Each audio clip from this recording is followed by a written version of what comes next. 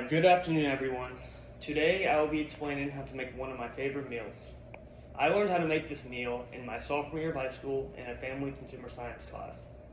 My girlfriend, my parents, and my friends all love when I make this meal, and I love it too. That's why I make it all the time. I'm sure most of you are wondering what meal I'm talking about, and that is chicken Alfredo. Here are the ingredients needed to make this. First, you'll need chicken breast. You'll need your choice of pasta. I like fettuccine, penne, or fusilli, but whatever you want is fine.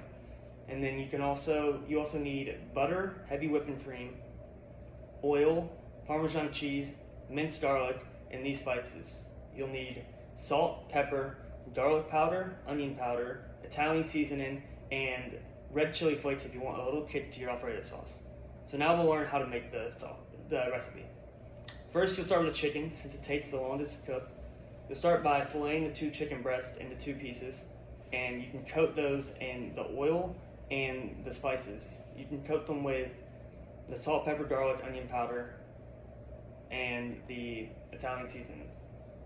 I like to start with cooking the chicken on a high heat to get a little crust on it, and then after you get the crust that you want, you can lower the heat to low/medium and cook it until it's 165 internal temperature or until it's not pink.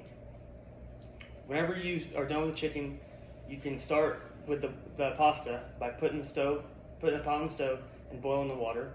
Whenever you get a boil, you can add salt to help the noodles not have such a bland taste. Cook the pasta until al dente. Whenever your chicken's done also, you can cook the sauce in the same pan as the chicken so you don't lose any excess flavors. To make the sauce, first I start with putting oil on the pan at a high heat with my minced garlic to saute the garlic until it has a nice brown/golden color. After that, you can add your butter and your heavy whipping cream. Cook the butter until it is melted all the way through, and then after that you can add in your Parmesan cheese. And make sure whenever you add the Parmesan cheese that you are stirring frequently, because the cheese can easily get stuck to the bottom of the pan, burnt, or just clump together, and it won't have such a smooth taste. Whenever that is all finished, you can add in the spices. I like to add salt, pepper first, since those have a stronger taste. And then you can add in the garlic powder and the onion powder and the Italian seasoning. And then here's where you can add in the red chili flakes if you want the spice.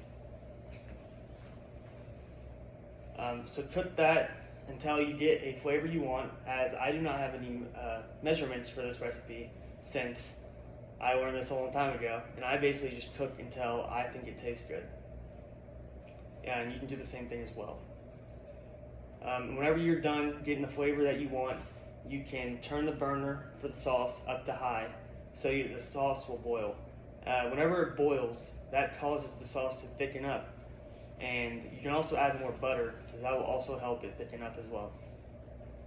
That's basically all you need. I like to cut my chicken breast into cubes, or you can just do thin slices, but that's just whatever you prefer. That's all you need for the recipe, and I hope that y'all enjoy it as much as I do. And I have plenty of other recipes, mainly Italian meals, since that's what I like to cook most, and that's what I think I do best. I hope y'all have a good rest of your day. Thank you.